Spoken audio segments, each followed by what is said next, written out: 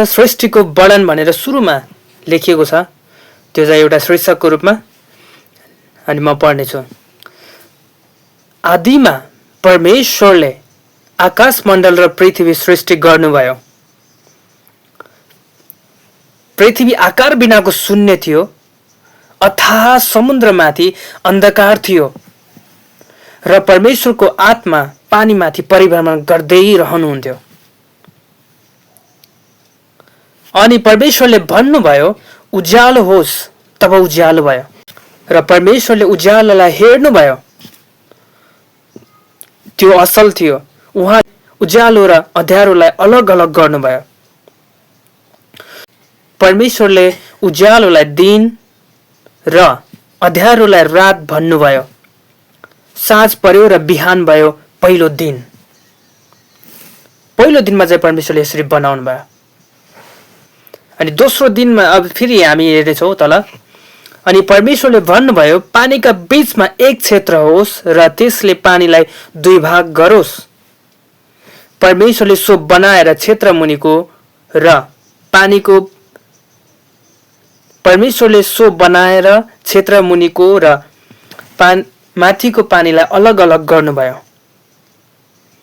तब त्यस्तै भइहाल्यो। परमेश्वरले यस अन्तरिक्षलाई आकाश भन्नुभयो। साँझ पर्यो र बिहान भयो, दोस्रो दिन। अनि परमेश्वरले भन्नुभयो, आकाश मुनि भएको पानी एक ठाउँमा जम्मा होस् र ओभानो भूमि देखा परोस्। तब त्यस्तै भइहाल्यो। परमेश्वरले ओभानो भूमिलाई पृथ्वी भन्नुभयो र जम्मा भएको पानीलाई समुद्र भन्नुभयो। अनि परमेश्वरले हेर्नुभयो, त्यो असल थियो। अनि परमेश्वरले भन्नुभयो, भूमिले वनस्पति बिउ हुने बोट बिरुवाहरू र आफ्नो किसिमको बिउ हुने फल फल्ने वृक्षहरू पृथ्वीमा उमारोस्। तब त्यस्तै भइहाल्यो। भूमिले वनस्पति बिउ हुने बोटहरू र आफ्नो किसिमको बिउ हुने फल फल्ने वृक्षहरू उमार्यो। अनि परमेश्वरले हेर्नुभयो, त्यो असल थियो। साँझ पर्यो र बिहान भयो, तेस्रो दिन। तेस्रो दिनमा चाहिँ परमेश्वरले बोट बिरुवाहरू बनाउनु भयो। अनि परमेश्वरले भन्नुभयो, अन्तरिक्षमा दिन र रात छुट्याउनलाई उज्यालो होस्, उज्यालो ज्योतिहरू हुन्। अनि परमेश्वरले भन्नुभयो, अन्तरिक्षमा दिन र रात छुट्याउनलाई ज्योतिहरू हुन्।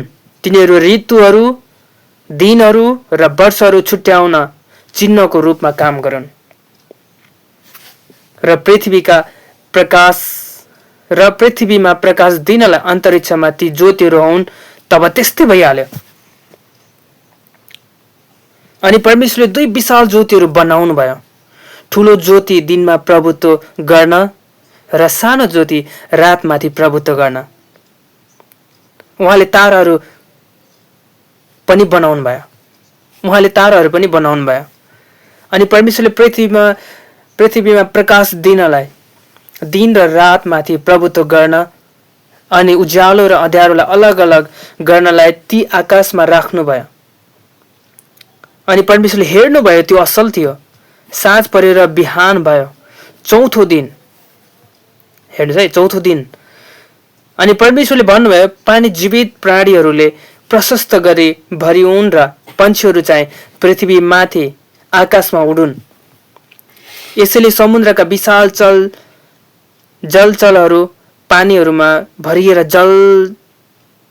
चलहल गर्ने किसिमका सबै जीवित प्राणीहरू र जात जातका पखेटा भएका सबै पन्छीहरू परमेश्वरले सृष्टि गर्नुभयो। अनि परमेश्वरले हेर्नुभयो, त्यो असल थियो। अनि परमेश्वरले तिनीहरूलाई यसो भनेर आशिष दिनुभयो, फल्दै फुल्दै वृद्धि हुँदै र समुद्रमा भरिँदै जाओ। अनि पन्छीहरूको पनि पृथ्वीमा वृद्धि हुँदै जाओस्। अनि साँझ परेर बिहान भयो, पाँचौं दिन। अनि परमेश्वरले भन्नुभयो, पृथ्वीले जात जातका जीवित प्राणीहरू अर्थात् जात जातका पाल्तु पशुहरू, घरसने जन्तुहरू र जात जातका वन पशुहरू उत्पन्न गरोस्, तब त्यस्तै भयो।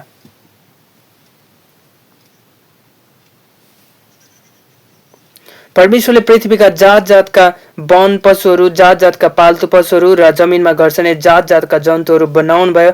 अनि परमेश्वरले हेर्नुभयो, त्यो असल थियो। अनि परमेश्वरले भन्नुभयो मानिसलाई, अब मानिसको कुरा आउँछ, आफ्नै स्वरूपमा हाम्रै प्रतिरूपमा बनाऊ। तिनीहरूले समुद्रका माछाहरू, आकाशका पन्छीहरू, पाल्तु पशुहरू र जमिनमा चलहल गर्ने सबै जन्तुहरूमाथि अधिकार गरून्। हेर्नुहोस् है, अधिकार हामीलाई दिइयो। यसै कारण परमेश्वरले मानिसलाई आफ्नै स्वरूपमा सृष्टि गर्नुभयो। परमेश्वरकै प्रतिरूपमा उहाँले तिनलाई सृष्टि गर्नुभयो। नर र नारी नै गरी उहाँले तिनीहरूलाई सृष्टि गर्नुभयो। पुरुष र स्त्री गरी नै उहाँले बनाउनु भयो। परमेश्वरले तिनीहरूलाई आशिष दिनुभयो र तिनीहरूलाई भन्नुभयो, फल्दै फुल्दै वृद्धि हुँदै पृथ्वीमा भरिँदै र त्यसलाई आफ्नो बसमा पार्दै जाओ। समुद्रका माछाहरू, आकाशका पन्छीहरू तथा पृथ्वीका सबै जीवित प्राणीहरूमाथि अधिकार गर। सबै जीवित प्राणीहरूमाथि अधिकार परमेश्वरले हामीलाई दिनुभयो। अनि परमेश्वरले भन्नुभयो, हेर म तिमीहरूलाई पृथ्वीका सबै बिउ उमार्ने बोटहरू र फलमा नै बिउ हुने सबै फलका रुखहरू दिन्छु, ती तिमीहरूलाई आहारको निम्ति हुनेछन्। हेर्नु, हामीले खाने भोजनहरू चाहिँ हाम्रो आहारको निम्ति हुन्। अनि पृथ्वीको हरेक पशु, आकाशको हरेक पन्छी र जमिनमा चलहल गर्ने हरेक जन्तु, हरेक प्राणी जसमा जीवन छ, हरेक प्राणी जसमा जीवन छ, तिनीहरूका आहारको निम्ति म हरिया वनस्पति दिन्छु। तब त्यस्तै भयो। आफूले बनाउनु भएको हरेक कुरा परमेश्वरले हेर्नुभयो, वास्तवमा त्यो साह्रै राम्रो थियो। अनि साँझ परेर बिहान भयो, छैटौँ दिन है। अनि त्यसपछि अनि फेरि हामी हेर्नेछौँ उत्पत्तिको पुस्तक 2 अध्यायबाट फेरि लेखेको छ। हामी त्यो पुरा नभएको कारणले, पुरा सृष्टिको पुरा कुरा नभएको कारणले फेरि यता 2 अध्यायमा आएर लेखेको छ।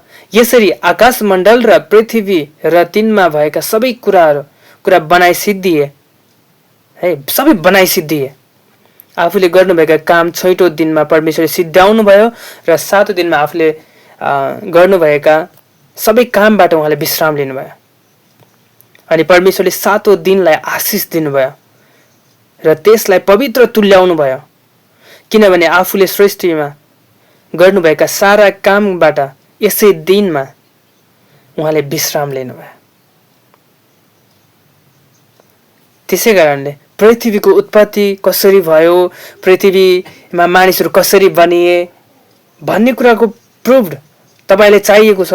अनि यही कुरा वैज्ञानिकहरूले खोजे, भेट्टाए र यो कुरा सत्य ठहरियो। आज दुनियाँ छक्क परेका छन् कि यो कसरी भयो भनेर। यो परमेश्वरको वचन हो, यो इतिहास हो, यो चलिरहन्छ, कहिले रोकिँदैन।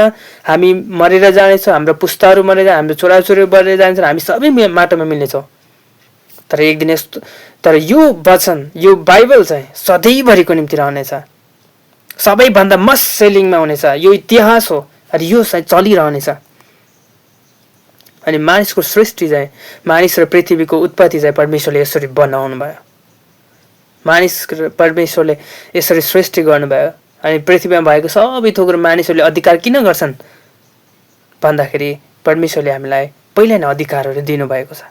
यसरी परमेश्वरले पृथ्वीलाई सृष्टि गर्नुभयो, मानिसहरूलाई सृष्टि गर्नुभयो, पृथ्वीको हरेक थोकलाई सृष्टि गर्नुभयो भन्ने कुरामा चाहिँ विश्वास परमेश्वरले हामीलाई लेख्न दिनुभयो, लेख्नुभयो र आज हामी सुन्ने भएका छौँ।